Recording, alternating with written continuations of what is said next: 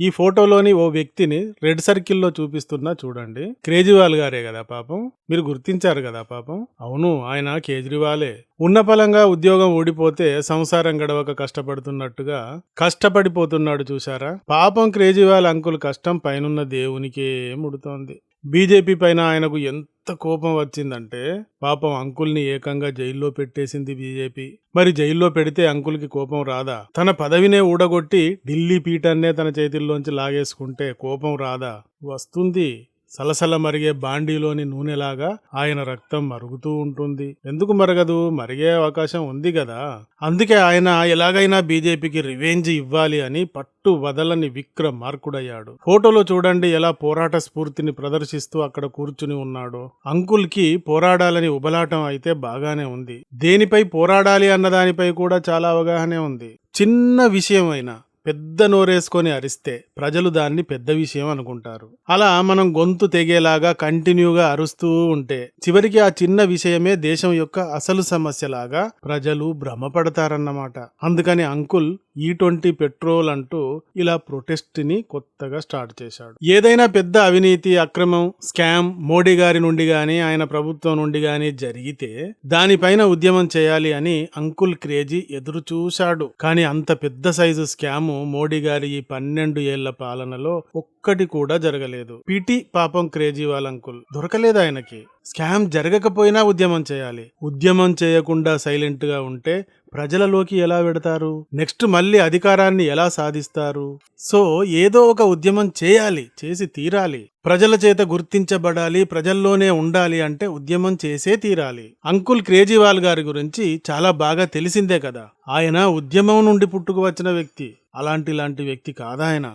ఉద్యమంలో నుండి పుట్టుకు వచ్చిన వ్యక్తి. అన్నా హజారే గారికి బ్యాక్ బోన్గా ఉండి ఆయన ఉద్యమంలో తాను ఒకడై తయారైన వాడాయన. అన్నా హజారే గారి ఉద్యమం గురించి తెలియంది కాదు కదా. జన్ లోక్ పాల్ బిల్ కోసం చేశారాయన ఉద్యమం.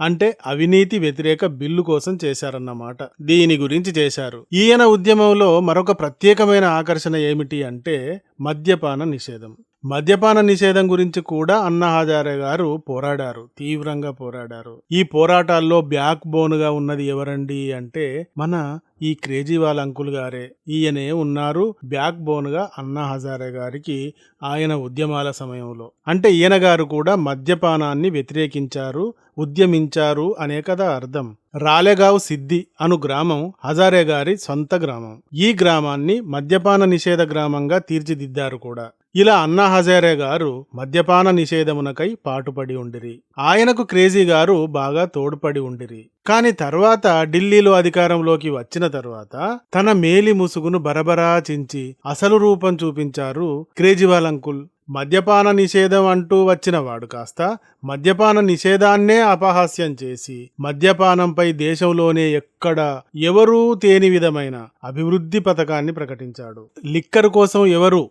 వైన్ షాపుల దాకా రానక్కరలేదు. ఆర్డర్ చేస్తే చాలు లిక్కరే మీ ఇంటి ముందుకు వస్తుంది, మీ ఇంటి లోపలికి వస్తుంది అనే పథకం తెచ్చాడు. ఢిల్లీ మొత్తం లిక్కర్లో మునిగి తేలేంతగా అమ్మకాలు జరిగేలాగా చేయాలి అనుకున్నాడు. అదన్నమాట అంకుల్ విశ్వరూపం. ఏ అన్నా హజారే గారి మద్యపాన నిషేధం నుండి పుట్టుకు వచ్చాడో ఆ నిషేధాన్నే నిషేధించి దానినే తనకు ఆదాయాన్నిచ్చే లక్ష్మీదేవిగా తలంచాడు, బిల్ తెచ్చాడు కేజ్రీవాల్ అంకుల్. పోనీలే, ఢిల్లీలో అనేక సంక్షేమ పథకాలు ప్రకటించాడు.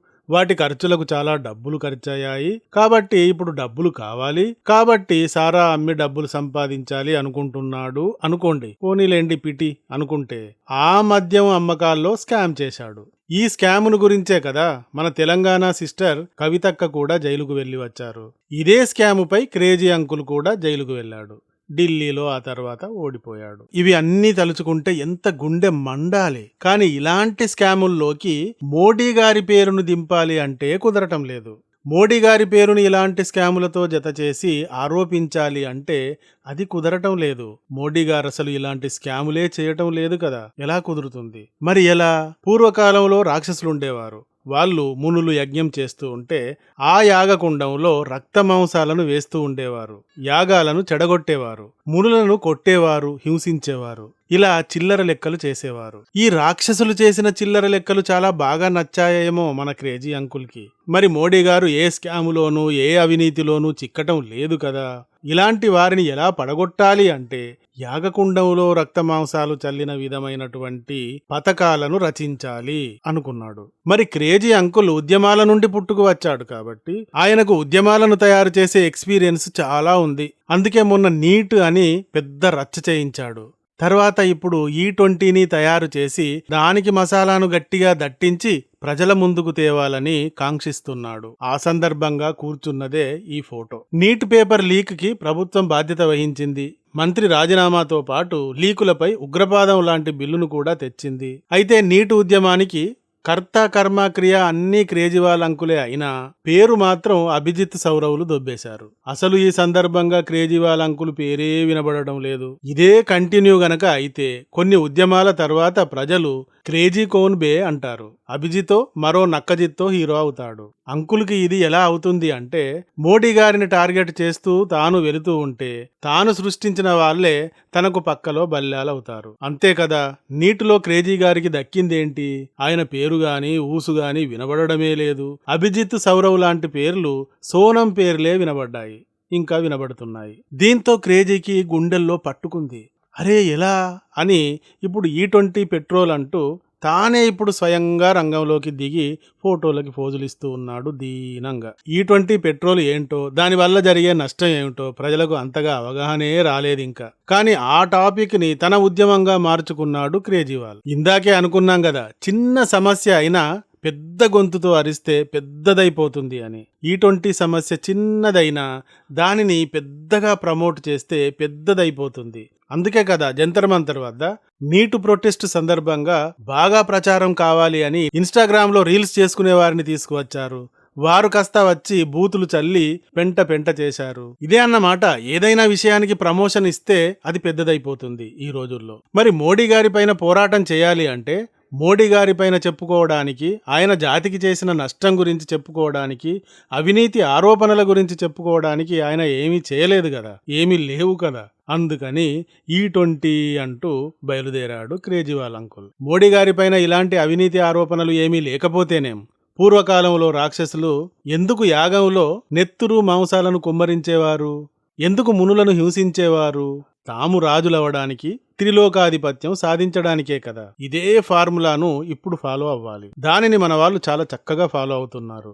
ఇలా స్ఫూర్తి పొందిన కేజ్రీవాల్ అంకుల్ కాదేదీ కవితకు అనర్హం అన్నట్టు కాదేదీ ఉద్యమానికి అనర్హం అని E20 పెట్రోల్ అంటూ బోర్డు పెట్టుకొని అక్కడ కూర్చున్నాడు. ఏవో కొన్ని స్లోగన్స్ తో ప్రజల్లో కనబడాలి, తన పేరు ప్రజల్లో వినబడాలి, గెలుపుకు ఇవే అసలైన బీజాక్షర మంత్రాలు అని భావించారు. ఇలా సారా స్కామ్ లో మునిగి తేలుతూ ఉన్న అంకుల్ కేజ్రీవాల్ గారు తానే అవినీతి ఉద్యమం అంటూ తిరిగి అధికార ప్రాప్తి కోసమై విక్రమార్కుడయ్యాడు. ఇప్పుడు పంజాబ్లో త్వరలో ఎలక్షన్స్ రానున్నాయి. అక్కడ క్రేజీ అంకుల్ ఆప్కి ఈసారి ప్రజలు జలకిస్తారు అని, కాంగ్రెస్ కు ఛాన్స్ ఇస్తారు అని వినబడుతోంది.